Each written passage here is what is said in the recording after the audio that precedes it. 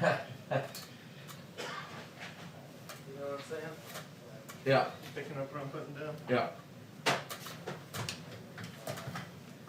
think averaging one a week is enough for me.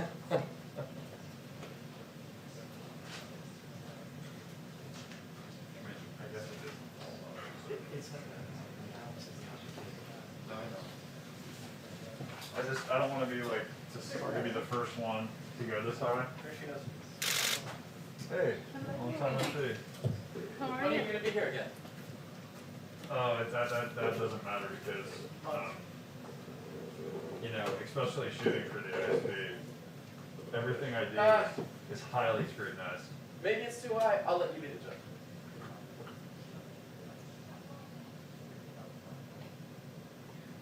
Yeah, I mean, you guys only have to answer to your bosses.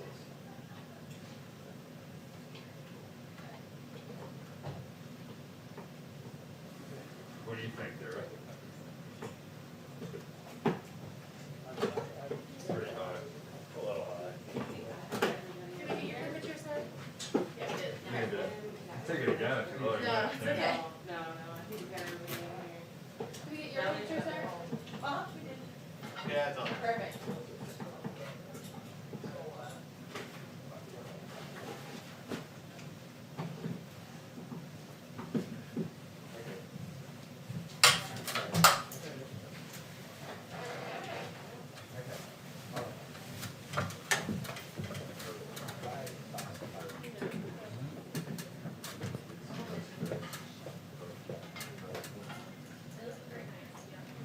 Okay, you'll have a good show.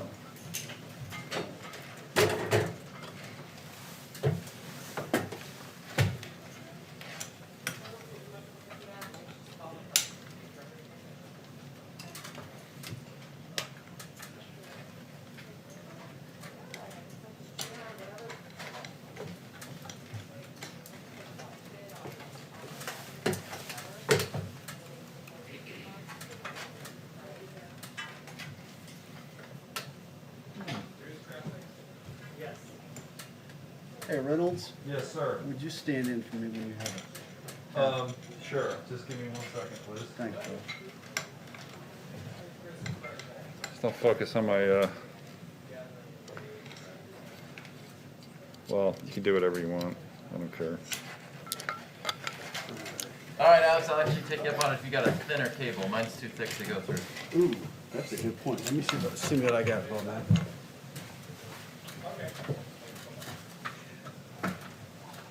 Thanks, Mike. Black is a good look. Michael, thank you. Yeah. I like yours. It's expensive. I remember. Yeah, I want to go a little higher than this, but I'm getting blowback. No, you know, dude, everything I do is like, I mean, you guys only have to answer to your bosses, but I got like, being the ISP photographers, I get it. everything we do is like, ISP, like EPA is expected to be at a higher standard than everybody else in that group of people, Yeah, I feel you. which is unfortunately not very hard to do. Okay. All right. You're on hot mic for a second.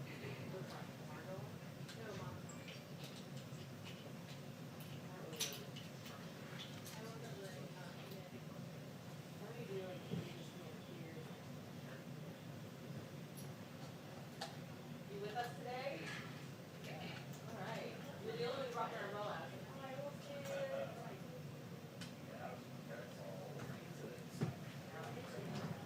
Oh, I left it in the office, actually.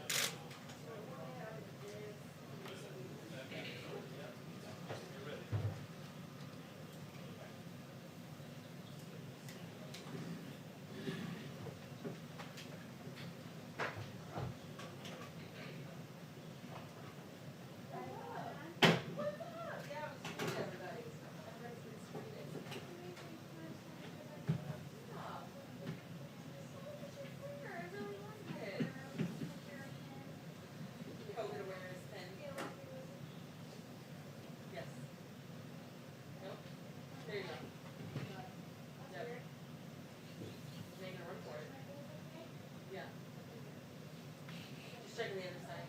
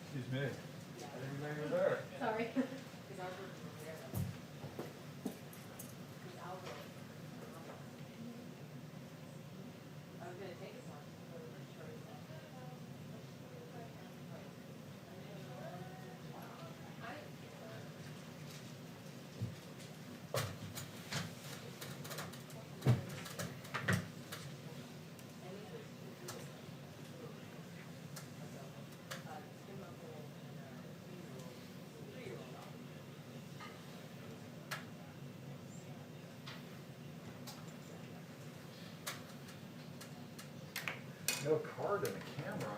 Yikes.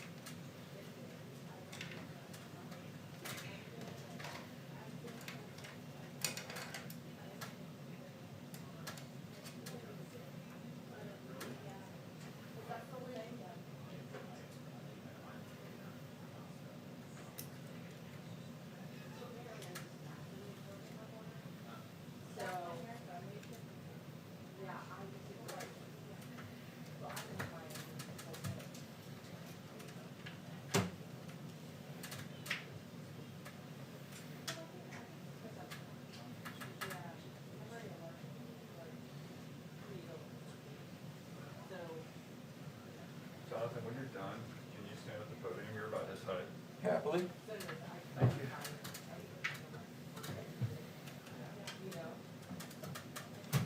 No rush. I don't even have a card in the camera yet. Well, What focal length did you do yesterday? there, Yeah. I was probably at 17 and then cropped in. Yeah, I really wish I was higher than this. It's too bad. He does lean forward a little bit, and he's a little taller than I.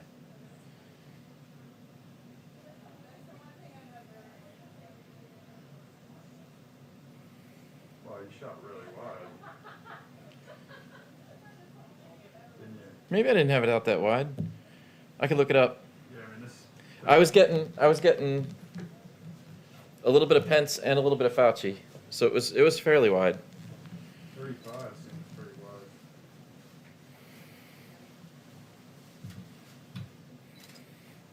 Yeah, this seems to be a little bit higher.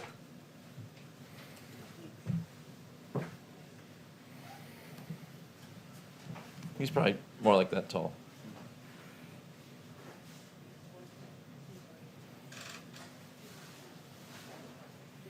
Or that tall. 1 second, guys. That tall, maybe.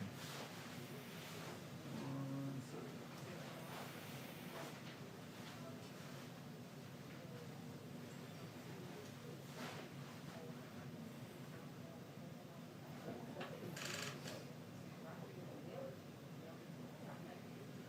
second. Okay. Cool.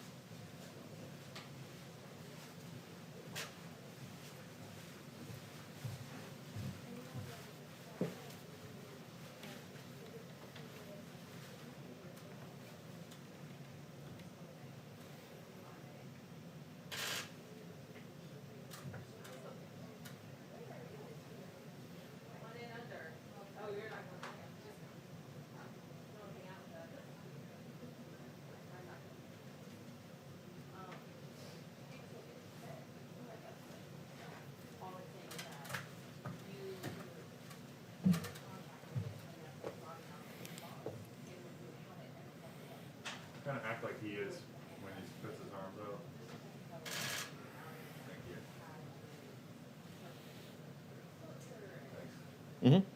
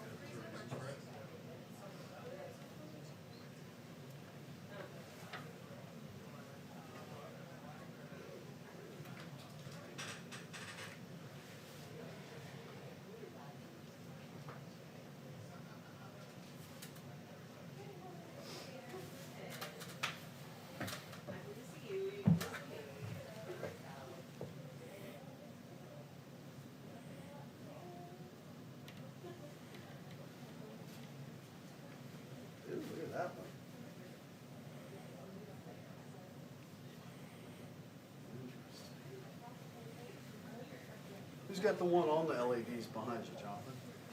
The LED down low. Well, actually, it's actually in the gutter. In there. Oh, I don't know, maybe Javen? I don't know, it's kinda neat. Javen's putting down there before. Cool. Interesting. I believe he originated that look.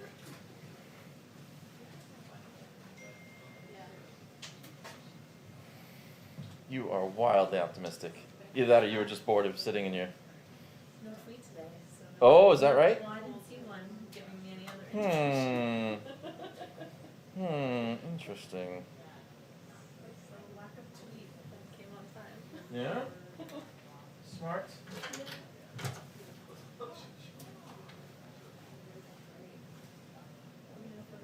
You are not at all.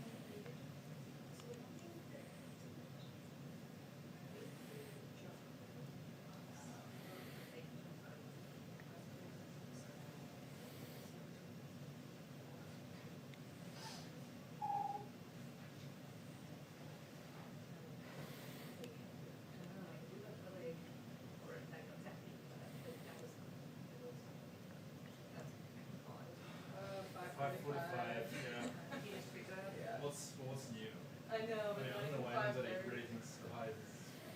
But I was getting so hopeful. We were only 7 minutes away. I thought maybe today would be the day. I know, I know. It's the last time I'll let that happen.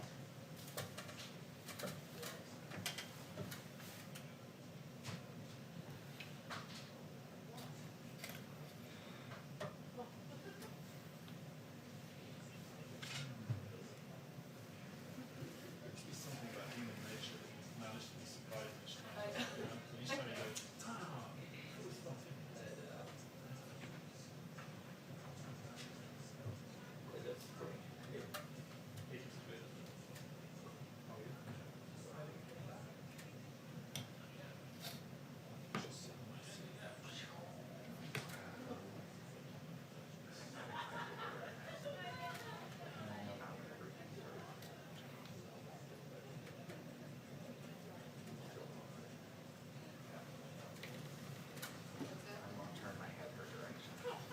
There they are.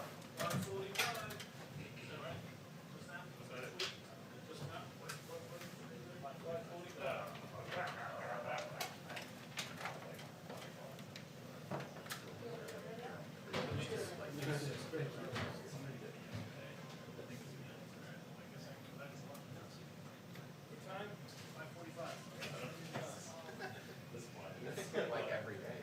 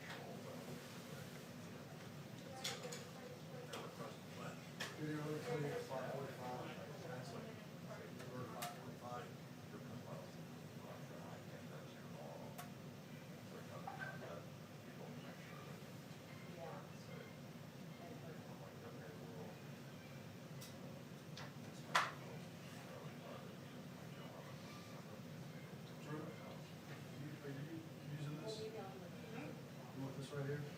I don't know. No, I just put it over here. Yes.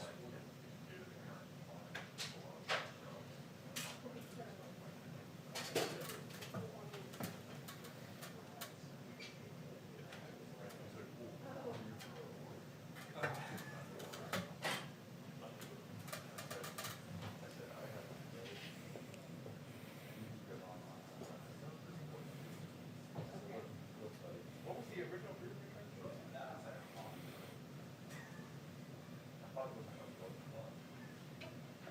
Alright, friends. Alright, so who's? I think I'm on the left. I was told I'm somewhere to cut one. You're in on. You're in MIT today, right? Yeah. My deadhead? No, I'm here. Deadhead. You're deadhead. There's only one head on. How can you be off center head on?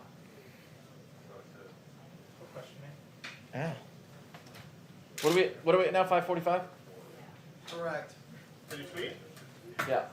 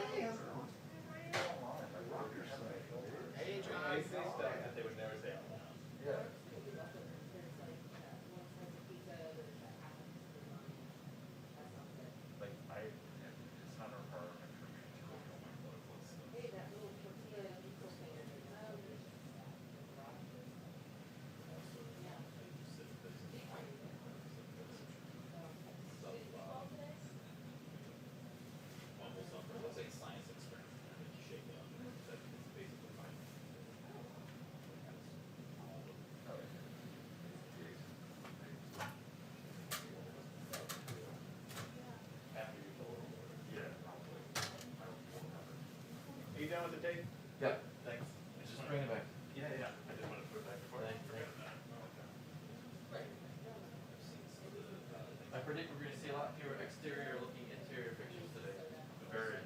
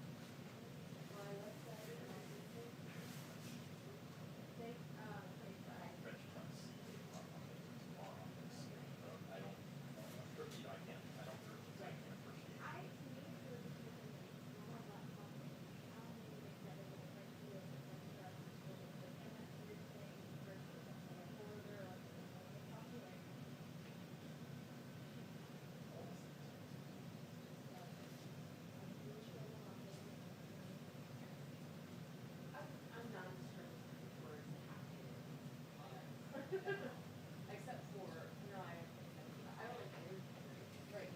They're not like monsters or special. Although, when I was a drinker, I don't think I'm was doing cherry anything Red with Bull. no exteriors. Or cherry vodka with Red Bull. Oh, it's different. It's just not good. I like it. But it's probably 10 years. Yeah. Hello. How you all doing? You do? We just steal them from each other, that's all. Did it pass? Thank You you. did. Thanks so much.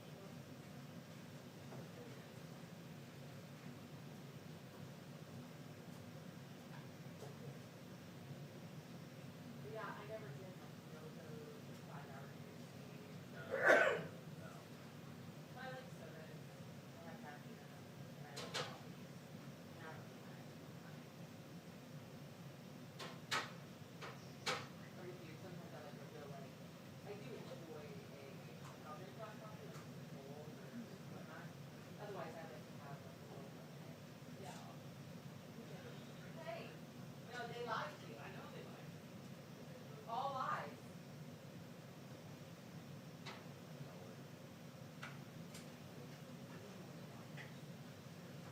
They don't. You helped us when we were starting to big Christmas and realized we were kind of getting on small. Well, yeah.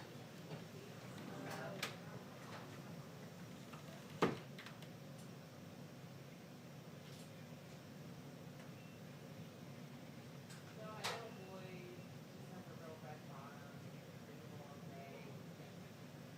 My, call her like salary. Normally like, she's been at work. And so, she's like the sister of my house, and like, hey, there's no like, not horrible. But, you know, yeah, so I hear like $100 to cover for 6 hours. Like, works for her, works for him, she gets a salary. You know, this is kind of hard on my family and everything for the situation. About 45. Yeah. She was able to come things. And it's raining, ooh, feel good.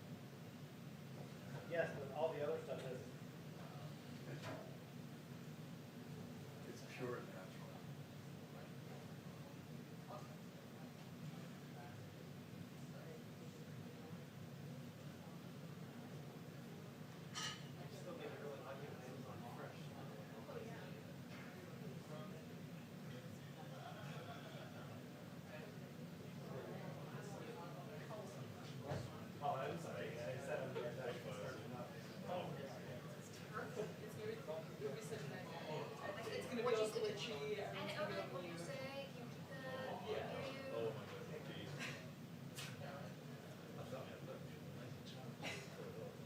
Yeah, I assume they would just do it. They can monitor their.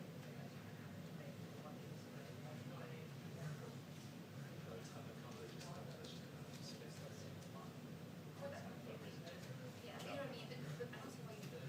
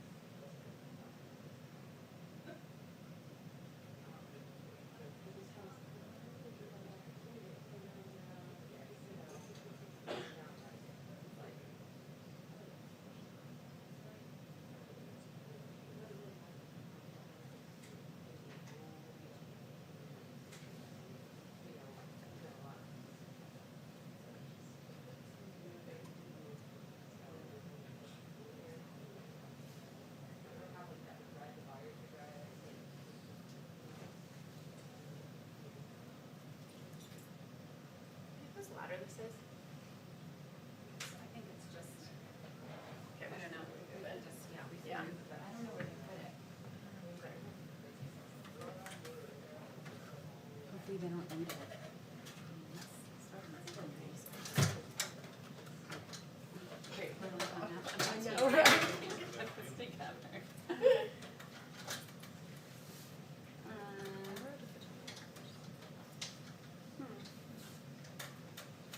I'm not like being dumb doing this, am I? Probably. They should just put it by the door.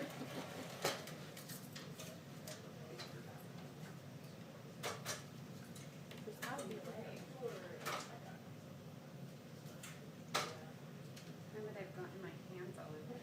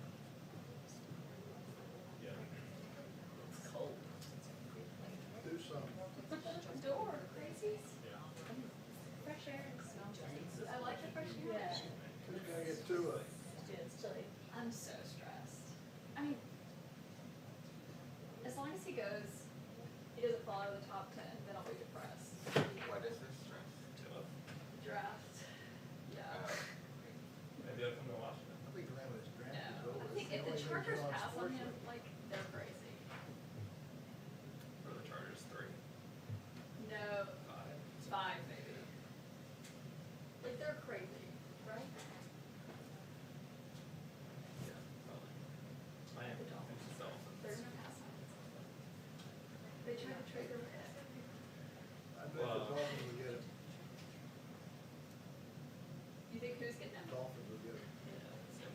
I think it's just like. You take Gives that me an word. ear off. Did you enter from the back? Everybody's getting the ear off, so I don't know. Yeah.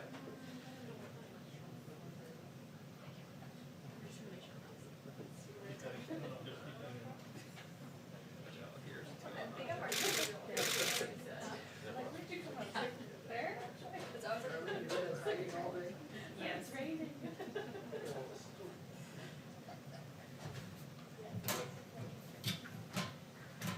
Hi. Whoa, Hey. settle down. Can't see it here.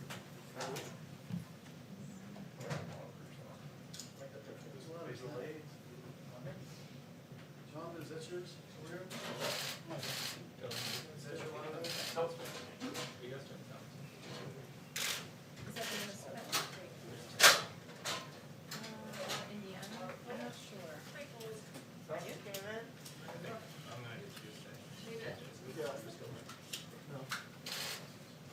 I prefer you.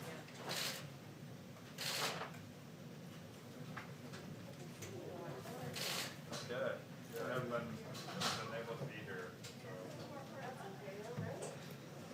I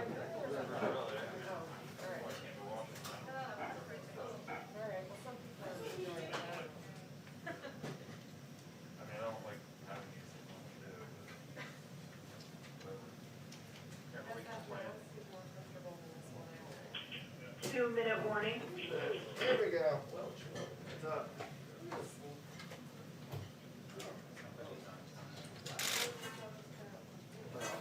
Oh, we're literally. 45 minutes late. Yeah. Well, Ben, reschedule. I mean, yeah, I mean, part of it was me, but He's early for the new reschedule. Yeah, that's yeah. 2 minutes. Sure. It still won't be.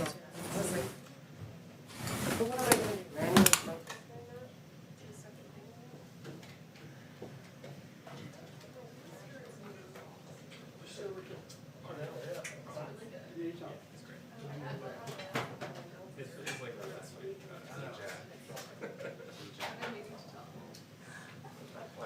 How are you?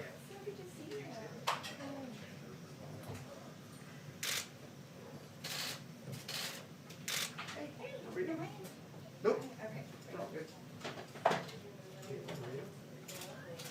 Yeah, I mean, I was like a cool guy, I mean, I think I'm like that.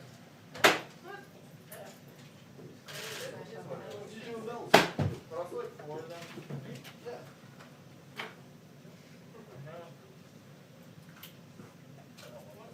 I'm just. Yeah, I mean, 5 of them were like. Yeah, screens, yeah. That's not social.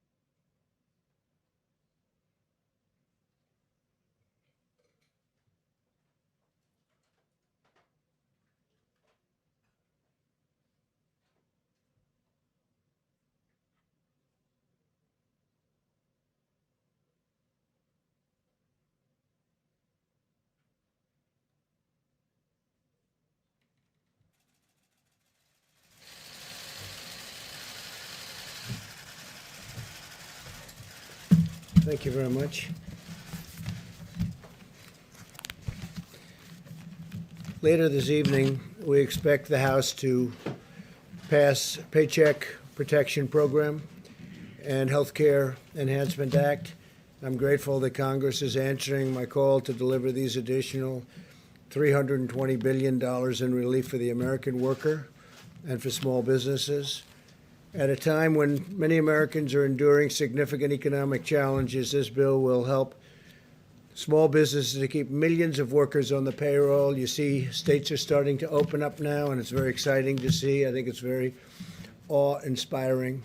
We're coming out of it, and we're coming out of it well. And I'm very happy the governors really have been doing a really good job working with us, and it's really pretty impressive to see. I've spoken to numerous leaders of countries over the last 48 hours, and they are saying we're leading the way. We're really leading the way in so many different ways. I'm also very pleased that Harvard, as you know, Harvard and Stanford and Princeton and numerous other universities and colleges, and also large businesses have sent funds back to us, and in some cases I stopped funds that I looked at, and we are pleased to report that the funds have either not gone out, or it's about $350 million, and they've either not gone out, or we've renegotiated it, and they're not getting them. So in a couple of cases, they're sending them back immediately. So I think it was very nice. I want to thank Harvard in particular. They acted very quickly and decisively, and they agreed when they heard the facts that they should not be getting it. So we appreciate it very much from Harvard, Princeton, Stanford, and other institutions. The bill also includes $30 billion to support small lending institutions serving distressed communities, helping countless African American and Hispanic American small businesses. As we continue our battle against the virus, the data and facts on the ground suggest that we're making great progress. In 23 states, new cases have declined in the peak week. 40% of American counties have also seen a rapid decline in new cases. 46 states report a drop in patients showing coronavirus-like symptoms. That's a big number. To keep America gaining momentum, every citizen needs to maintain the vigilance, and we all understand that very well. We've gone over it many, many times. This includes practicing good hygiene, maintaining social distance, and the voluntary use of face covering. A safe and phased reopening of our economy. It's very exciting, but it does not mean that we are letting down our guard at all in any way. On the contrary, continued diligence is an essential part of our strategy to get our country back to work, to take our country back. We're winning this, and we're going to win it, and we're going to keep watching. And we're going to watch very closely for the invisible enemy. With each passing day, we're learning more and more about this enemy. The scientists at DHS have released a report offering a number of insights about how the virus reacts to different temperatures, climates, and surfaces. The findings confirm that the virus survives better in colder and drier environments and does less well in warmer and more humid environments. I have to say that very excitingly, we're going to have somebody up. Bill will be up in just a little while. It was a great report you gave, and he's going to be talking about how the virus reacts in sunlight. You really hear the numbers, you won't even believe them. U.S. trials of the COVID-19 have been going on and have been approved in the United States, Germany, UK, and China. That's big news. And a lot of trials are going on. We have a lot of great, brilliant minds working on this, both from the standpoint of vaccine and therapeutics. We must be careful in all conditions, but we will get this done. We're very close to a vaccine. Unfortunately, we're not very close to testing, because when the testing starts, it takes a period of time, but we'll get it done. And I want to thank the head of DHS Science and Technology, Bill Bryant, for what he's going to be doing and what he's going to be saying, and the report that he's about to give. I think it's going to be something that nobody's ever heard. It'll be brand new information and very important information. My administration continues to leverage the Defense Production Act to dramatically increase the manufacture and delivery of critical medical supplies. We finalized 3 contracts to produce 39 million more N95 masks in 90 days, and as you know, we're also using a sterilization process. Some great equipment that will sterilize the masks up to 20 times per mask. So that's like ordering 20 times more masks, and it's working very well. We just want the hospitals and the institutions where it is to use it. A lot of people don't use it. They're so used to getting a new mask, they don't want to use it. They want to go and immediately get a new one. We're asking them to use the sterilization process. Every bit as good, up to 20 times, think of that. In addition to ramping up our domestic assembly lines, we also have airlifted nearly 750 million pieces of personal protective equipment into the United States through our Project Air Bridge, which has been an incredible thing to watch. It's really a military operation. The Vice President is now providing each governor with an exhaustive count-by-county breakdown of the privately distributed personal protection, and this is equipment and things that are incredible. It's personal protective equipment. It's incredible, and it's all brand new and at the highest level. We're getting only the highest level. And also, we're looking at essential gear within their states, and it's being delivered to different states quickly and as we speak. This way, the governors should know exactly what's being delivered through a private sector supply chain within their states, as well as through the Project Air Bridge. We're trying to get it immediately from the plane to the state. When we can't do that, we bring it into our facilities and get it to the governors. And we're getting them fast, and we're notifying them very strongly so they know it's there. Governors can use this information to quickly ensure that they get materials where and when they are needed.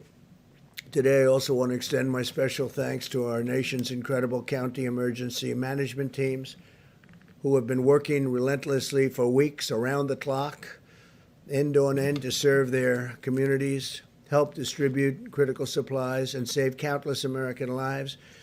We salute these heroic officials on the front lines. As we continue to develop potential therapies, the FDA has recently begun a national effort to expand access to convalescent plasma donated from the blood of those who have recovered from the virus. The blood of these donors contains antibodies that can potentially reduce the severity of the illness in those who are sick, and frankly, those that are very sick. Nearly 3,000 patients are now enrolled in the Expanded Access Program, receiving transfusions nationwide. And I want to thank all of the people that recovered for what they've done. They, as I said yesterday, they raise their hand when they barely can walk, and they're saying, I want to donate blood, I want to donate whatever it is that you want, because we want to help people. It's really quite incredible. Convalescent plasma will also be used to manufacture a concentrated antibody treatment that does not have to be matched with a particular blood type. This concentrated antibody treatment could be used as a preventative measure to keep healthcare workers and other high-risk populations from contracting the virus in the first place. Very big deal. Clinical trials of these products are slated to begin within weeks, and we can maybe have a fairly quick solution. I urge Americans to get in there and keep doing what you're doing, because, again, we want those people recovering or recovered from coronavirus to contact their local blood and plasma donation center to learn how they can help. And they've been so great, and I just appreciate it. My administration has also partnered with leading, and we have really been establishing some great partnerships with leading technology companies and scientific journals to create a database of 52,000 scholarly articles on the virus that can be analyzed by artificial intelligence. Top AI experts are now using this wealth of data to gain insights into potential therapies. And we're collaborating with tech firms, universities, and our national labs to harness American supercomputers in the search for treatments and vaccines. That search is going on, and it's being, I think you'll see in the future, you'll see it's very successful. Ultimately, it'll be a tremendous success. Great progress is being made at a rapid pace, a pace like no other.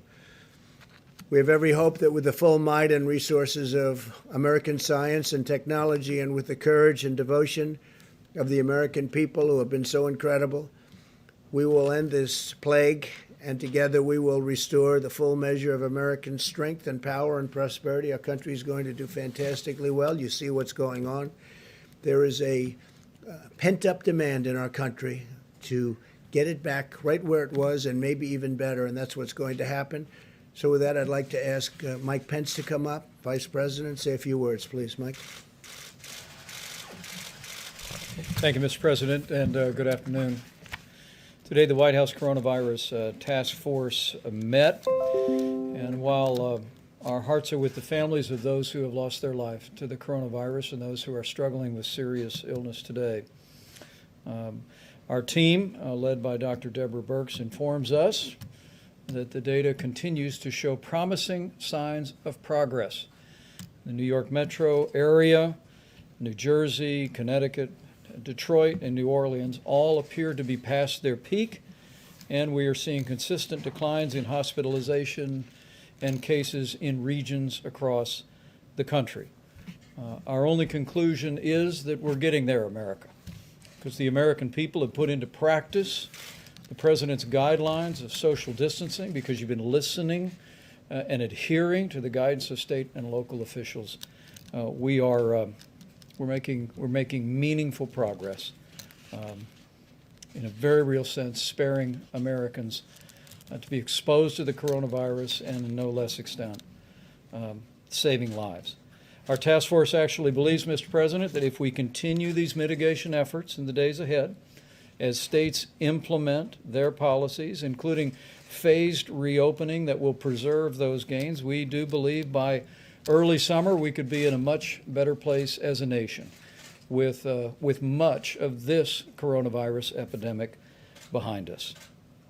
Earlier today, we also had a conference call led by Secretary Ben Carson and leaders from HUD about the President's announcement yesterday that he is repurposing the White House Opportunity and Revitalization Council to focus on the impact of the coronavirus on minority communities.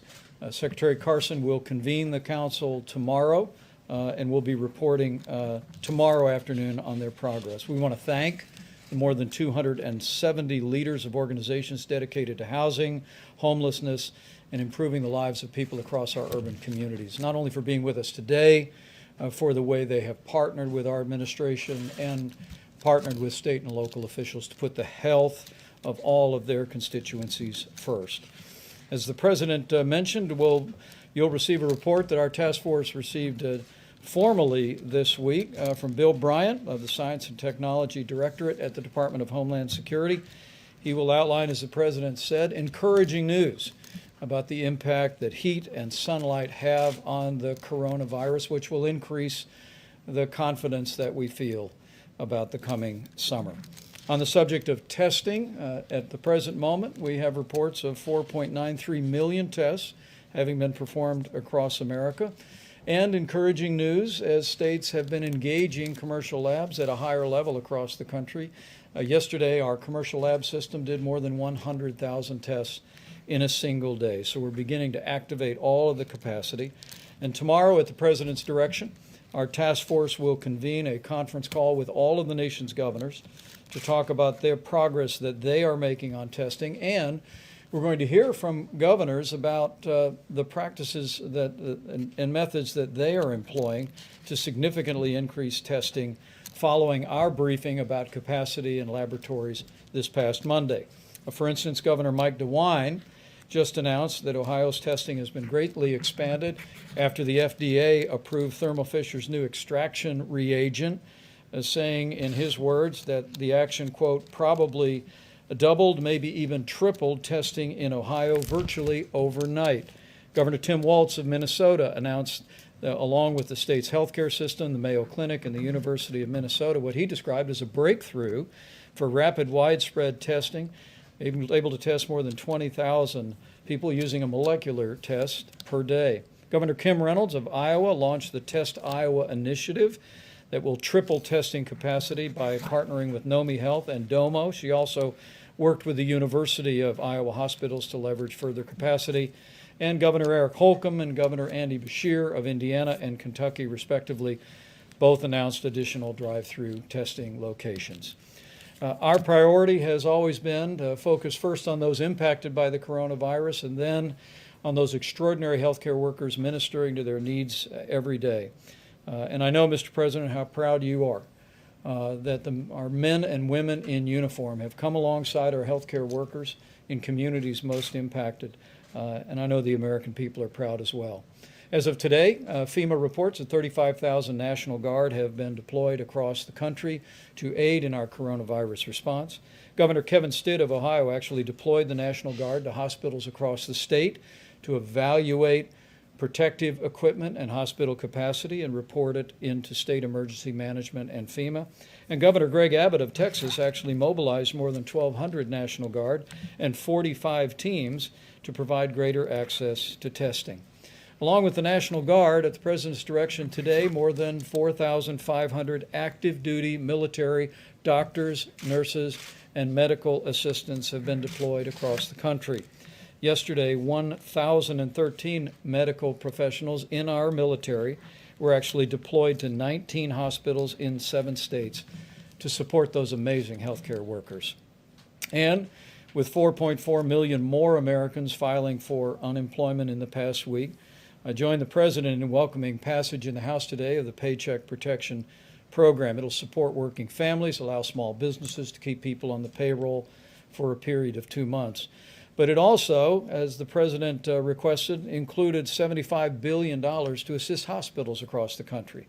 And in that spirit, the President and I will continue to urge states across the country, given the unique burden on hospitals, we are now encouraging states to restart elective surgeries wherever possible, either statewide or on a county-by-county basis. We recognize the role elective surgeries play in finances for local hospitals, and we'll be working with states to enable that. In that vein, Governor Doug Ducey issued an executive order not long ago allowing elective surgeries beginning May 1 for hospitals that meet certain preparedness criteria. And Indiana's Governor Eric Holcomb is allowing elective clinical procedures to begin on April 21st. Finally, Mr. President, the task force received today our first report on state reopening plans. At the present moment, 16 states have released formal reopening plans. 13 of those were actually released since you unveiled the Opening Up America guidelines to our governors and to the nation last week. And to your point, Mr. President, states are beginning to make those plans. And we're encouraged to see so many states embracing the phased approach to reopening their economies that's contemplated in our guidelines for opening up America again. For instance, Governor Mike Parson of Missouri announced the Show Me Strong Recovery Plan has 2 initial phases intended to protect the most at risk. Governor Tom Wolf announced the plan for Pennsylvania that would begin May 8th, will end a stay-at-home order for just portions of Pennsylvania, but the plan, again, requires regions to have fewer than 50 new positive cases per 100,000 for a period of 14 days, and it also lays out a phased reopening roadmap. Governor Kate Brown of Oregon updated their framework for reopening, doing 3 phases, again, on a county-by-county basis, and Governor Brad Little of Idaho released Rebound Idaho in just the last few days that will consist of 4 phases and require specific criteria that Idaho and businesses need to meet to begin to reopen. Mr. President, with the guidelines to open up America again, states are making plans, and at your direction, our task force will continue to work very closely, providing them with the data, providing them with the resources to be able to implement those plans in a safe and responsible way. So with that, let me just end where I began and to say thank you to the American people. The progress that we are seeing is a testament to what all of you have done, to our extraordinary healthcare workers, a partnership between the federal government and to state and local officials. And I'm confident it's also owing to the prayers of millions of Americans each and every day. All of that combined, we're slowing the spread. We're protecting the most vulnerable. We're saving lives. And every single day, we are one day closer to opening up America again. With that, Mr. President, I'd be pleased to call Bill forward. Bill Bryant leads the Science and Technology Directorate at the Department of Homeland Security, and now will make a presentation on their recent study. Thank you, Mr. Vice President. Thank you, Mr. President, for this opportunity to do this today. Good afternoon, everybody. My name is Bill Bryant, and I lead the Science and Technology Directorate at the U.S. Department of Homeland Security. Over the last several months, we've intensified the department's R&D efforts to identify and deliver information that informs our response to COVID-19. S&T is working to identify, develop, deploy the tools and information to support our response to this crisis. As part of our efforts, we're leveraging the unique capabilities of S&T's National Biodefense Analysis and Countermeasure Center to study the biology of the COVID-19 virus. This center is a high biocontainment laboratory located in Frederick, Maryland. It was established in the early 2000s in response to the Amerithrax attacks, and where we study, characterize, analyze, and develop countermeasures for biological threats to the homeland. We work closely with the CDC, FDA, HHS, and also our Department of Defense colleagues and many others. Yesterday, I shared the emerging results of our work that we're doing now with the Coronavirus Task Force. And today, I would like to share certain trends that we believe are important. If I may have the first slide, please. And while that's coming up, our most striking observation to date is the powerful effect that solar light appears to have on killing the virus, both surfaces and in the air. We've seen a similar effect with both temperature and humidity as well, where increasing the temperature and humidity, or both, is generally less favorable to the virus. So let me illustrate with this first slide. If you look to the right, you'll see that term half-life with a bunch of timestamps on there. First, let me tell you what a half-life is. We don't measure the virus as far as how long will it live on a surface. We have to measure the decay of the virus in terms of its half-life, because we don't know certain elements. We don't know how much a person expectorates when he spits, right? When he sneezes, whatever the case may be, we don't know how much virus is in there. So that has a bearing on how long the virus is going to be alive and active. So we measure it in half-life, because half-life doesn't change. So if you look at an 18-hour half-life, what you're basically saying is that every 18 hours, the life of the virus is cut in half. So if you start with 1,000 particles of the virus, in 18 hours you're down to 500, in 18 hours after that you're down to 250, and so on and so forth. That's important as I explain the rest of the chart.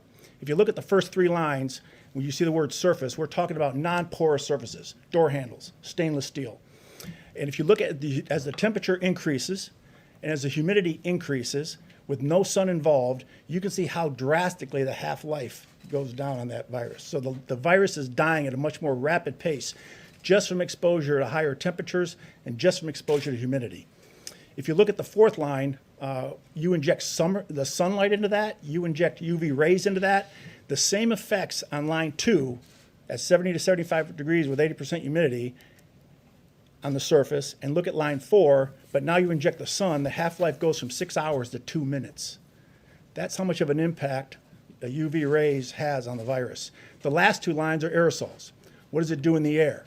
We have a very unique capability. I was discussing this with the president prior to coming out. He wanted me to convey it to you on how we do this. I believe we're the only lab in the country that has this capability. But if you can imagine a Home Depot bucket, a 5-gallon Home Depot bucket, we're able to take a particle, and this was developed and designed by our folks at the NBAC.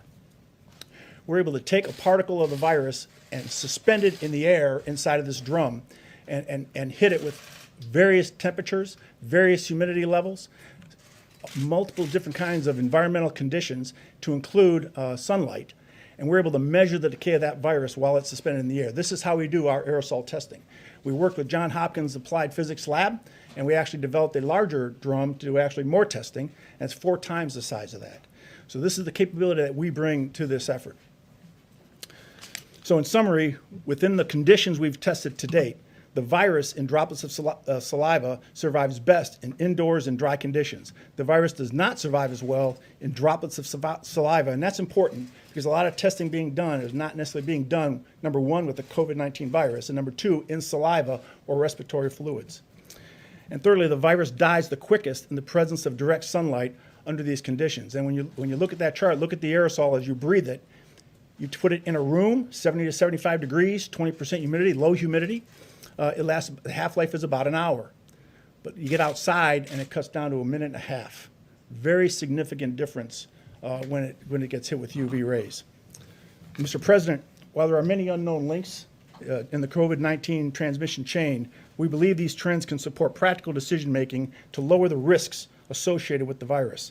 If I could have my next slide, and while that comes up, you'll see a number of some practical applications. For example, increasing the temperature and humidity of potentially contaminated indoor spaces appears to reduce the stability of the virus. And extra care may be warranted for dry environments that do not have exposure to solar light. We're also testing disinfectants, readily available. We've tested bleach, we've tested isopropyl alcohol on the virus, specifically in saliva or in respiratory fluids. And I can tell you that bleach will kill the virus in 5 minutes. Isopropyl alcohol will kill the virus in 30 seconds, and that's with no manipulation, no rubbing, just spraying it on and leaving it go. You rub it and it goes away even faster. We're also looking at other disinfectants, specifically looking at the COVID-19 virus in saliva. This is not the end of our work as we continue to characterize this virus and integrate our findings into practical applications to mitigate exposure and transmission.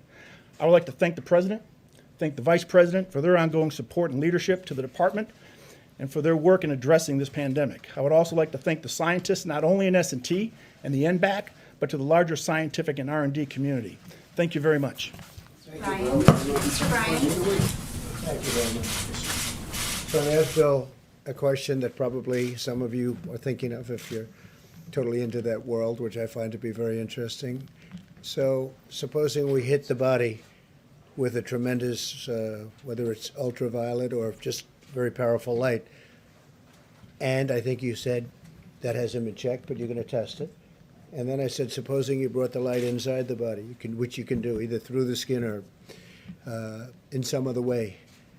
And I think you said you're going to test that too. Sounds interesting. Right, and then I see the disinfectant where it knocks it out in a minute, 1 minute. And is there a way we can do something like that by injection inside or almost a cleaning? Because you see it gets on the lungs and it does a tremendous number of the lungs. So it'd be interesting to check that. So that you're going to have to use medical doctors with. But it sounds interesting to me. So we'll see. But the whole concept of the light, the way it kills it in 1 minute, that's pretty powerful. Steve, please. You say that the country will be in a better place by early summer. Does that mean you're going to need to extend the social distancing guidelines until then? Well, we may, and we may go beyond that. We're going to have to see where it is. And I think people are going to know. You're going to know. I'm going to know. I think people are going to know just out of common sense. At some point, we won't have to do that. But until we feel it's safe, we're going to be extending. You have 23 cases where new cases, 23 states where new cases are on decline. What does that mean about when the country can be safely reopened to a more normal point? Yeah, but it means we're going to watch those cases very carefully. I think we've all gotten very good at it. We've gotten good at tracing. We see where the cases are, where they're going, and we're going to be watching it, and it's called containment. At a certain point, we're going to be able to contain. And, you know, when you see this, a lot of people have been talking about summer. Maybe this is one of the reasons. I once mentioned that maybe it does go away with heat and light, and people didn't like that statement very much. The fake news didn't like it at all, and I just threw it out as a suggestion. But it seems like that's the case, because when it's on a surface that would last for a long time, when that surface is outside, it goes away very quickly. It dies very quickly with the sun. Yeah, go ahead. You said yesterday that you're going to look into Senator McConnell's suggestion for allowing states to declare bankruptcy versus the aid. Yeah, we'll look into it, and I have been looking into it. I've been talking to a lot of the different senators, but I don't want to talk about it now. That was a very interesting presentation. Go ahead, Jim. Well, I wanted to talk about McConnell's suggestion that aid to the states amounts to a I just blue- told you I'm not talking about it to a now. I'll blue talk about it later. I'd like to talk about something that right now is of more interest to Could people. I ask Mr. Bryan a question? Yeah, sure. Thank you. When you started your presentation, you described this as an emerging result. Does this mean your study is conclusive? Is there more work to do? We're continuing that. For example, on the aerosol side, you notice the figures were 20% humidity. We're looking at higher humidity levels. We would expect that would even have a greater impact on the virus. We're looking at other types of disinfectants. And so we're as a scientific community, we're continuing to study the virus to understand its characteristics. Mr. Bryant, can you explain why some hot spots we've seen in the U.S. are hot and humid like New Orleans, for example? Let me explain. If you look at the coronavirus as a chain with many links, what we've done through our study is we've identified some of the weak links in that chain that the transmission of the virus depends upon. We identified that heat and humidity is a weakness in that chain. We've identified that sunlight, solar light, UV rays is a weakness in that chain. That doesn't take away the other activities, the guidance from the White House, the guidance from the CDC and others on the actions and steps that people need to take to protect themselves. This is just another tool in our tool belt, right? Another weapon in the fight that we can add to it. And in the summer, we know that summer-like conditions are going to create an environment where the transmission can be decreased, and that's an opportunity for us to get ahead. But the president mentioned the idea of cleaners, like the bleach and isopropyl alcohol you mentioned. There's no scenario that could be injected into a person, is there? I mean, No, I'm here to talk about the findings that we had in the study. We don't do that within that lab, at our lab, so. So how do you? Are we simplifying through too injection. much? We're talking about almost a cleaning and sterilization of an area. Right. Maybe it works, maybe it doesn't work, but it certainly has a big effect if it's on a stationary object. Okay. So how do Bryant, you? are we simplifying too much by saying that it'd be better with the warmer weather and the sun coming out more and more, that people would be outside than staying inside their home, confined to the four walls of their house? It would be irresponsible for us to say that we feel that the summer is just going to totally kill the virus and that if it's a free-for-all and that people ignore those guides. That is not the case. We have an opportunity, though, to get ahead with what we know now and factor that into the decision makings for what opens and what doesn't.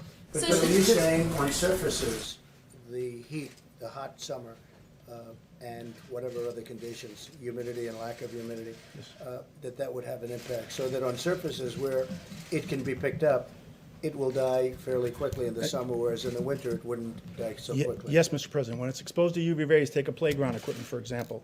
The UV rays hitting a piece of playground equipment will kill the virus when it hits on the playground equipment. But underneath, where the sun does not get, if someone touched that and had it on their hands, it could still be there, right? It has to be in direct light of the UV rays. With the sun, if it's on somebody's hands, right, and they haven't touched their face and all of the things. And that it's we've exposed all to the sun, it'll. I know, but if they're outside, right, and their hands are exposed to the sun, will that kill it as though it were on a piece of metal or something else? I don't want to say it will at the same rate because it's a non-porous surface, but what we do know is that we looked at the worst case scenario and the virus lives longer on non-porous surfaces. So porous surfaces, it doesn't live quite as long. So in theory, what you said is correct. This is sort of semi-non-porous, right? This, right? Yes, Mr. President. Mr. Ryan, could do this. Wait. Mr. Ryan, how should governors who are opening their states, working on that, incorporate the findings of this study into those guidelines? I would leave that up to the governors. This is a decision, this factors into their decision process. As I mentioned, with knowing this knowledge and having this knowledge, as we continue to study and further know what the virus does and how it reacts, it could impact the way a governor will look at what he opens in a state, how he opens it, in what environments these things are opened up. But I leave that up to the governors to make that decision. How they incorporate this. Obviously, at the moment, the advice is stay at home. By the summer, could we be flipping that and saying you'd be much better off being outside with UV rays, all the humidity that Washington brings in August?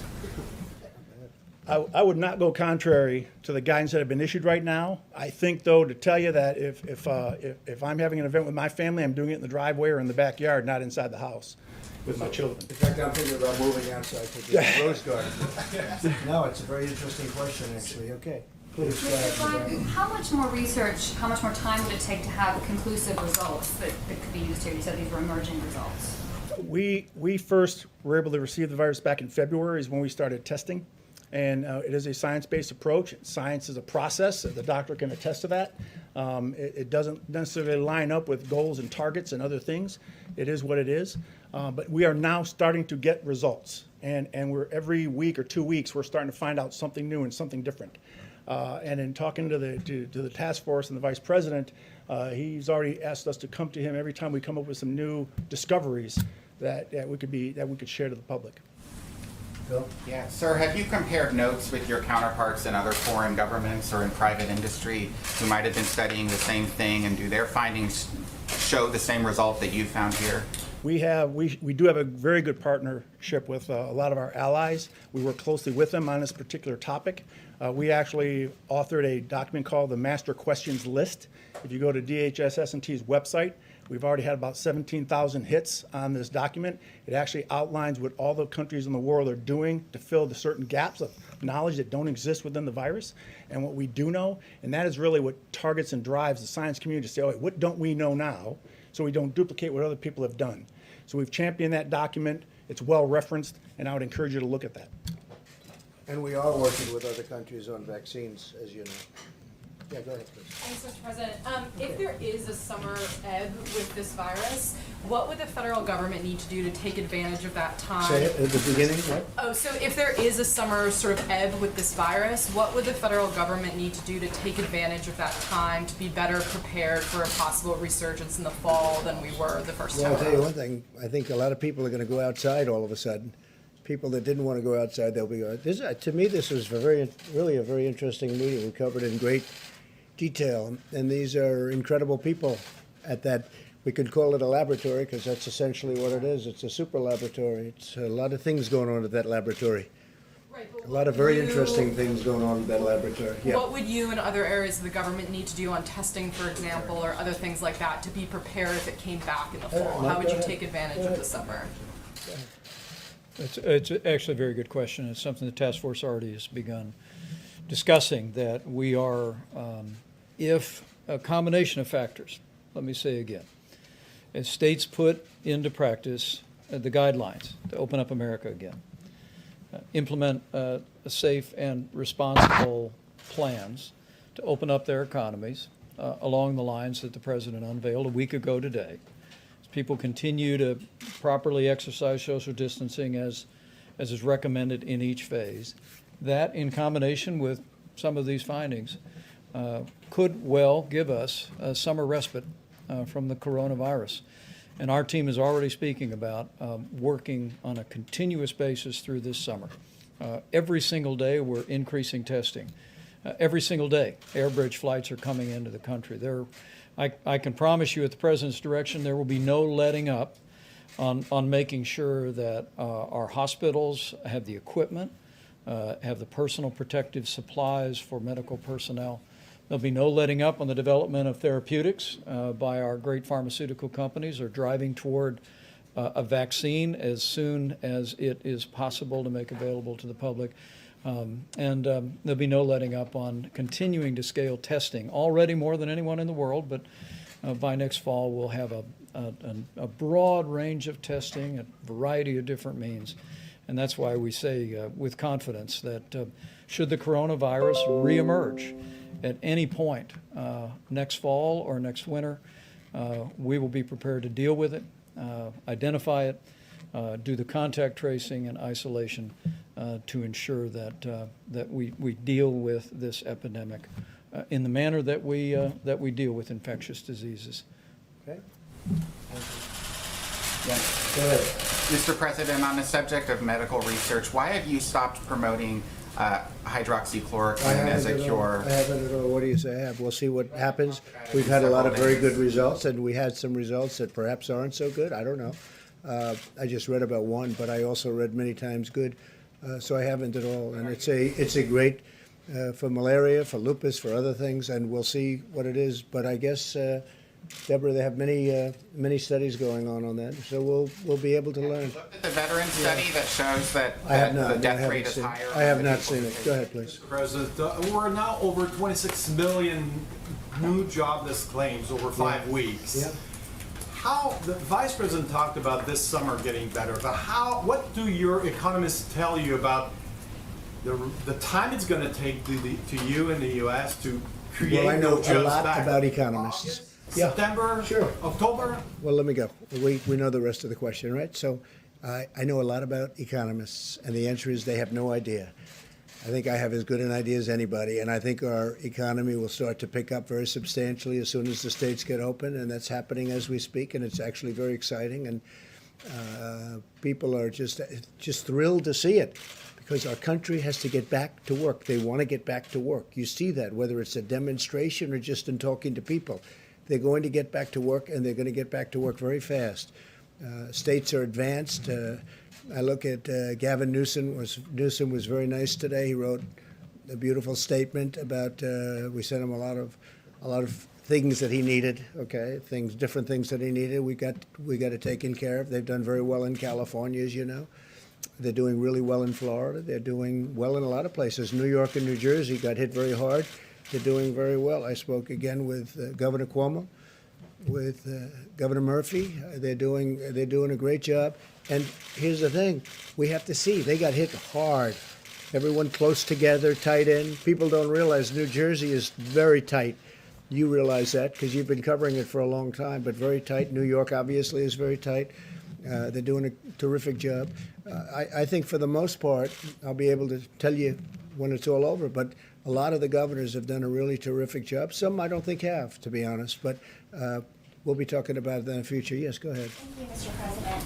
In a new interview today with Time Magazine, Dr. Fauci said that the U.S. is not in a situation where we can say we are where we want to be with regard to testing capacity.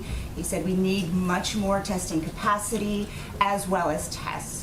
So why do you keep saying we have a tremendous testing capacity? And do we have a national strategy that goes beyond tracking just what the states are doing? The answer is yes, and the answer is, as you know, and as I've said many times, we're very advanced in testing. Other countries are calling us to find out what are we doing. And by the way, within 2 weeks, you'll see numbers and you'll see different forms of testing, just like we came up with the Abbott Laboratories machine, which gives it to you in 5 minutes that everybody wants. Everybody's asking, can we get that? But you can only make them so fast. But as you know, we've done more testing than every other nation combined. And that's a big statement.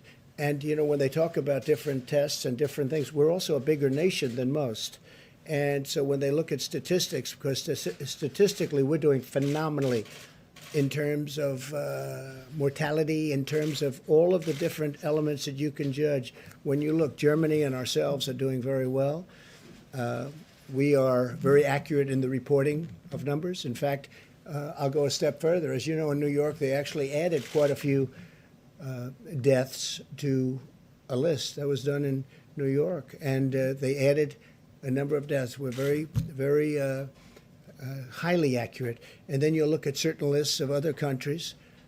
Some are so obvious just to look at, where obviously the number is ridiculous in the form of low, because they're not accurate counts. They're not even close to accurate counts. In fact, they're insulting to look at them. So we've done very well. Again, testing, we're doing very well on testing. We've tested far more than anybody else anywhere in the world. And within a short period of time, you'll be hearing about new tests that are coming out that are going to be incredible. Steve, Dr. Fauci, that we're just not there yet? No, I don't agree with him on that. No, I think we're doing a great job on testing. I don't agree. If he said that, I don't agree with him. Yes. Considering ways to ramp up production of that Abbott rapid test. Yeah, well, they're doing it. I'll tell you, Steve, they're doing it at a level that they've never done it before. Abbott is a great company. It's a very big, highly respected company. They came up with this machine where you do it. I've done it both ways. I've done it this way, and I didn't like it, and I've done it the Abbott way, where you literally just touch, and 5 minutes later you know the answer. And we use them in the White House. I think you folks have been given that opportunity, which is much more pleasant than the first way that they looked at you, right? We're making them hundreds of thousands of machines. The advantage to the other tests and the laboratory tests, so we can get millions and millions of those tests done. It takes a day or 2 days, but, you know, because it's really a delivery situation more than anything else. The test itself goes quickly once it gets to the laboratory. But as we have found, and as we have, I think, shown everybody in the room, we have many laboratories. We have so many laboratories. Nobody, a lot of the governors did not know that we had this capacity, but we have many laboratories all over our country. Every state has laboratories, and some have a lot of them. So I think we will come up with things as time goes by. Again, when I started, we started with nothing, essentially.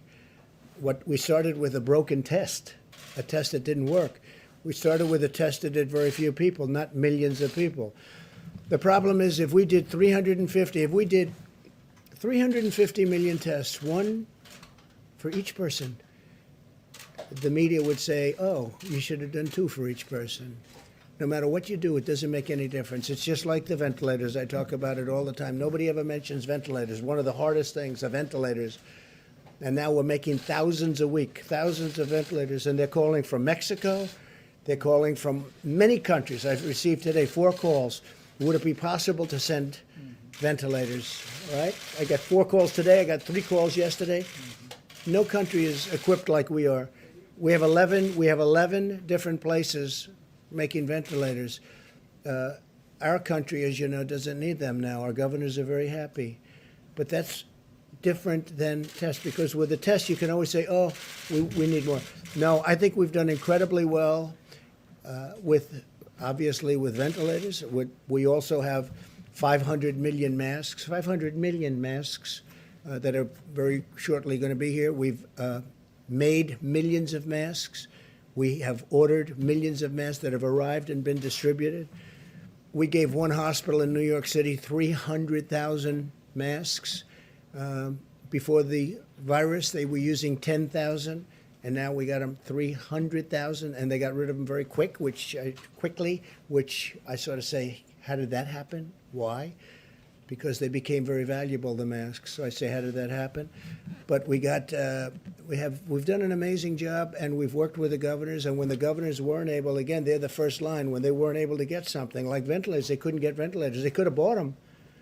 You could have bought them, but many of them chose not to. So they all needed ventilators. We got the job done. I'll be introducing the team when we're finished with this whole nightmare, this whole curse, this whole plague. But the team that worked on the ventilators was incredible. And the team that and it's a little bit interchangeable, but the team that's working on the testing is truly an incredible team. These are brilliant people. And they're doing it for the country. They're not doing it for other reasons. Some have been very successful. They're doing it for the country. Mr. President, yes. The House has now passed, since you were here, the relief bill. Right. I'll be signing it probably tonight. As you know, there's no aid to states and localities in that bill. Mitch McConnell, of course, has talked about states seeking bankruptcy protection. His office referred to this as the idea of aiding states as a blue state bailout. What do you say to that? Do you agree with that, or do you agree with Governor Cuomo that is a vicious attack on these states to I don't think it's hit a by? vicious attack, but certainly some people do look at it that way. I've spoken to Mitch about it. I've spoken to numerous senators about it, and we're working with senators that are on the other side of the issue, and we'll see what happens. But we're looking to do what's right for the people of this country. We're looking to do what's right for a particular state, and we'll see what happens. But it's certainly the next thing we're going to be discussing, because some states have, in all fairness, John, some states have not done very well for many years, long before the virus came. You know, you can't blame the plague, this horrible plague that came in, and all of a sudden, they can't blame that. You look at Illinois, he's got a lot of problems long before the virus came in. And so we'll be talking about it. It'll be a subject for a period of time. And right now we've made this incredible deal for the workers and for small business. And I'm very happy that Harvard didn't get covered. We actually never sent them the check, but they were very nice about it. We never sent them the money. The old-fashioned way is the check. The new way is send them the money. And we didn't send them the money. And but they were very understanding, and they were very nice about it. So was Princeton, so was Stanford, so were a number of other schools that you just don't associate with this money. So were big companies, as you know many of them. It was a relatively small amount of money compared to the whole, very small amount of money compared. But we wanted to be fair. We wanted to go to the people that it's supposed to go to. Are you open to this idea of state and local? I'm open to ideas that are going to be great for the people of this country. And if we can help states, we're always going to help states. Now, there's different ways of helping states. Some ways are better than others. So we're looking. It is interesting that the states that are in trouble do happen to be blue. It is interesting. If you look around, the states that seem to have the problem happen to be Democrat. And New York and New Jersey got hit by this, but New York and New Jersey were in a lot of trouble long before the plague came. And they were, they had a lot of problems long before the plague came. I spoke with Governor Cuomo about it, spoke to Governor Murphy about it. I spoke with Gavin Newsom about it. And I'm speaking to a lot of people about it because it's probably going to be the next thing on the list. A lot of people understand very well what Mitch is saying, and they also understand the other side of the problem. And I'll be speaking about it. We're going to do the right thing for our country, the right thing for our country, and the right thing for a lot of great people. Okay? Yeah, please. Mr. President, after the presentation we just saw about the heat and the humidity, is it dangerous for you to make people think they would be safe by going outside in the heat, considering that so many people are dying in Florida, considering that this virus has had an outbreak in Singapore, places that are hot and are humid? Here we go. The new headline is Trump asks people to go outside. That's dangerous. Here we go. Same old group. You ready? I hope people enjoy the sun. And if it has an impact, that's great. I'm just hearing this, not really for the first time. I mean, there's been a rumor that, a very nice rumor that you go outside in the sun or you have heat and it does have an effect on other viruses. But now we get it from one of the great laboratories of the world, I have to say. Covers a lot more territory than just this. This is probably an easy thing, relatively speaking, for you. I would like you to speak to the medical doctors to see if there's any way that you can apply light and heat to cure. That if you could, and maybe you can, maybe you can't. Again, I say maybe you can, maybe you can't. I'm not a doctor, but I'm like a person that has a good, what. But sir, you're the president. Deborah, have you ever heard of that? The heat and the light relative to certain viruses, yes, but relative to this virus? Not as a treatment. I mean, certainly fever Yeah. is a good thing when you have a fever. It helps your body respond. But not as, I've not seen heat or light. I think it's a great thing to look at. I mean, okay? Respectfully, sir, you're the president, and people tuning into these briefings, they want to get information and guidance and want to know what to do. They're not looking for rumors. I'm the president, and you're fake news. And you know what I'll say to you? I'll say very nicely, I know you well. I know you well, because I know the guy. I see what he writes. He's a total faker. So are you ready? Are you ready? Are you ready? It's just a suggestion from a brilliant lab by a very, very smart, perhaps brilliant man. He's talking about sun, he's talking about heat, and you see the numbers. So that's it. That's all I have. I'm just here to present talent. I'm here to present ideas because we want ideas to get rid of this thing. And if heat is good, and if sunlight is good, that's a great thing as far as I'm concerned. Go ahead. Mr. President, you talked a moment ago about vaccines and that we're close. How close do you think, the Oxford University study says they could have one by September. Do you think the pharmaceutical companies in the US around They the could world, have one of what? they could have a vaccine ready, tested by Oxford's September. one, Johnson & Johnson is working. They're also working together. You have many companies working together on a vaccine. But then do you think they can scale up production and the pharmaceutical companies will be able to do that quickly? We'll scale it up. If we had a vaccine, it'll be scaled up very quickly. In fact, some of the companies, Johnson & Johnson is one, is scaling up already before they have the final answer. A number of companies are doing that. You'll save a lot of time. The normal is you scale up after. I have to say the FDA has been fantastic. Stephen Hahn, Dr. Hahn, has been fantastic. They're moving along rapidly. Would you say, would put a time scale on when you No, think I don't it's- want to put a time scale because then the media, the so-called media, lamestream media will say, he said a time. I don't want to say times because every time I say a time, if you don't hit it, they'll say. So I don't want to talk about time. But I will say that there's been tremendous progress made over the last month. And can I just ask a very quick question? You spoke to Boris Johnson this week. I I did. just wonder how he sounded, how he was. I did. When do you think he'll be back at work? He called me a few days ago. I will tell you, he sounded incredible. I was actually surprised. I thought it'd be like, oh, Donald, how are you? He was ready to go. I'm very surprised to tell you this. It's like the old Boris. Tremendous energy, tremendous drive. I was very surprised because he called me almost, pretty close to when he got out of the hospital. I think he's doing great. He was so sharp and energetic. Pretty incredible. He's an incredible guy. He's a friend of ours and a friend of mine. He loves our country. He loves his country a lot, but he loves our country. He respects our country. And they're lucky to have him over there. Please. Mr. President, you a couple days ago said that you might reach out to Kim Jong-un directly, but also that you were working to find out if those reports about him being in possible medical trouble were true, I'm wondering if you've either. I hope he's not in medical trouble. I hope he's not. Have you heard anything from I've gotten North along Korea? very well with him. And, you know, here we are. You would have been in a war with North Korea if I didn't get elected president. Remember, I was going to be the one that took us into war my first day in office, okay? Here we are. Look at what's happened. Withdrawal. We're bringing people home. We're not going to serve as policemen all over the world. I don't want to be policemen all over the world. But have you been able to leverage And yet I've relations- rebuilt our military to a level that it's never been built at before. Have you been But able it's to get never more information? recognized by the fake news. Go ahead. Have you been able to use that relationship to get more information about his status? I think the report was incorrect. Let me just put it that way.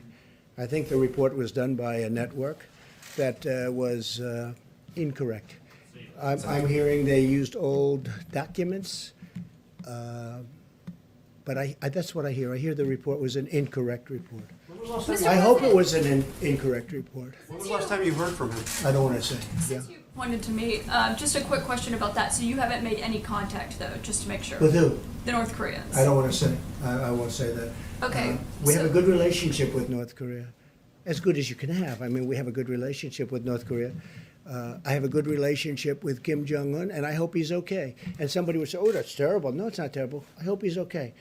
And I think it was a fake report done by CNN. Can I ask you a question? What do you have? Go So ahead. No, that's enough. Go ahead. Can I ask? But that wasn't my question. The problem is you don't write the truth. So, you know, as far as I'm concerned, I want to go to the next Can I person. ask you a question about? No, not CNN, please. Go The ahead. White House has not You don't. responded to these I told you. allegations from this CNN is fake news. Don't talk to me. Go ahead, please. But he says he was retaliated against, and that's why he was removed from his job. Do you have a response to that? Okay, next question. Mr. President, I have two questions, one on behalf of a colleague who's not here because of social Just distancing. ask one, please. First one, could you talk about your decision-making process with Over the my governor what? of Georgia? You yesterday The controversy? said. Well, you said yesterday that you told the governor of Georgia I you were did. concerned. I had a good about- talk with the governor of Georgia. Earlier in the week, you spoke and you did not convey this kind of message. Was there a change I in did your convey thinking? the message. I didn't like the fact that he's leaving certain things. I want the states to open more than he does, much more than he does. But I didn't like to see spas at this early stage, nor did the doctors. Is that a correct statement, Deborah? I didn't like to see spas opening, frankly. I didn't like to see a lot of things happening, and I wasn't happy with it. And I wasn't happy with Bryant Kemp. I wasn't at all happy because, and I could have done something about it if I wanted to, but I'm saying let the governors do it. But I wasn't happy with Bryant Kemp. Spas, beauty parlors, tattoo parlors, that. And by the way, I want them to open, excuse me. I want them to open, and I want them to open as soon as possible. And I want the state to open. But I wasn't happy with Brian Kemp. I will tell you that right now. Yeah, go ahead. So are you surprised he defied you on that? Because No, you he made it didn't. clear. No, he didn't defy me at all. That's your language. He didn't defy me. You know what happened? I said, you make your own decision. I told him that. I said, you're not in the guidelines, but I'm letting you make your own decision. But I want people to be safe, and I want the people in Georgia to be safe. And I don't want this thing to flare up because you're deciding to do something that is not in the guidelines. And I went to Deborah and Dr. Fauci and other people, and they weren't thrilled about it. And I could have stopped them, but I decided, and we all agreed, they got to watch it closely. So we'll see what happens. I told him very distinctly, I said, Mike was there, I said, you do what you think is best. But if you ask me, am I happy about it? I'm not happy about it, and I'm not happy about Brian Kemp. Go ahead. A question for Dr. Birx, if I may, Mr. President, about the rate of the decline of the curve in the U.S. You and the Vice President tonight talking about meaningful progress, promising progress. Could you speak to the rate of decline of cases in the U.S.? If we could do it quickly, that'd be great. If you're satisfied with the decline. You have to ask the question, but you do see it. And if you have any information from other countries that would inform us about the decline. Yeah, so many of you, and I've spoken to all of you from this podium about there's weekends difference in reporting, often a spike on Monday. If you look at Mondays over Mondays, if you look at 7-day reporting, we are starting to go down. We had a long flat peak, largely driven, of course, by New York, which is about 45% or so of the cases. As New York goes down, so will the rest of the country have a decline, even more accelerated. I want to say, though, we have had outbreaks. We've had outbreaks in specific prisons. We've had outbreaks in specific nursing homes. We've had outbreaks in specific plants. And when that happens, that adds to 300, 400 cases on that single date. So we track very carefully not only what the country's doing, but what each state is doing, each county is doing, and we look at delta changes across all of the counties so that we find early warning signals for these types of outbreaks, because we want the whole country to go down, but we also want to prevent the outbreaks before they occur. Mr. President? Go ahead, please. Yes, thank you. Looking forward to November, the election. Given the risk that the flu and the coronavirus have come back, there could be a problem. Do you think there is a risk that there will be lack of agreement, lack of legitimacy to the results in a very close election, and people start saying, well, a whole bunch of people couldn't go and vote because they were scared? I can't tell you what's going to happen in an election. Yeah, great question. I can't tell you what's going to happen. We have a sleepy guy in a basement of a house that the press is giving a free pass to, who doesn't want to do debates because of COVID, and lots of things are happening, right? And I watched a couple of interviews, and I say, oh, I look forward to this. But they're keeping him sheltered because of the coronavirus. And he's not moving around. He's not moving too much. And then I watch what the press does to the Republican Party, and to me in particular. We had the greatest economy ever put together. We were doing, this is a month and a half ago, we were doing numbers likes of which we've never done. African American, Asian American, Hispanic American, best employment numbers ever in the history of our country. Our employment numbers, the best in the history of our country, almost 160 million people. The stock market, record numbers, many, many times during my tenure. Many, many times. But now we have a country that we had to close because of this. And frankly, if we didn't close it, we would have lost millions of people possibly, but certainly we would have lost 1 million people. You take the high number and cut it in half again. But whether it would have been 600, 700, 800, you take a look at the travesty that there is. You take a look at this horrible, horrible scene of hospitals with bodies and black body bags, right? Multiply that times 10, 15, or even 20, because that would have happened. So we did the right thing. So far, we did the right thing. So far, we've called it right.